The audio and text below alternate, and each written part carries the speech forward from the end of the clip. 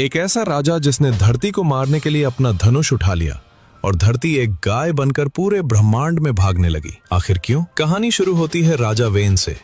When एक अत्यंत क्रूर और अधर्मी राजा था। उसने यज्ञ अनुष्ठान बंद करवा दिए और खुद को भगवान घोषित कर दिया। जब ऋषियों ने देखा कि वेन का पाप बढ़ रहा है तो उन्होंने मंत्रों की शक्ति से वेन का अंत कर दिया। लेकिन समस्या ये थी कि राज्य बिना राजा के अराजकता में डूब गया। तब ऋषियों ने एक विचित्र विधि अपनाई। ऋषियों ने राजा वेन की मृत देह की जंघा का मंथन किया। उससे एक काला बौना पुरुष निकला जो वेन के पापों का प्रतीक था। वो निषाद कहलाया और जंगलों में चला गया। इसके बाद ऋषियों ने वेन की दाहिनी भुजा का मंथन किया। इस बार शरीर से एक अत्यंत तेजस्वी पुरुष और एक सुंदर स्त्री प्रकट हुए। वो पुरुष भगवान विष्णु के अंश पृथु थे और स्त्री लक्ष्मी की अंश अर्ची थी। राजा पृथु के शासन संभालते ही उनके सामने एक बड़ी समस्या आई। अकाल पड़ गया, वनस्पतियां लुप्त हो गईं और लोग भूख से मरने लगे। पृथु को पता चला कि धरती माता ने खुद को छिपा लिया है और अन्न को अपने भीतर सोख लिया है। क्रोधित होकर पृथु ने अपना धनुष उठाया और धरती का पीछा किया। तब एक अद्भुत घटना घटी।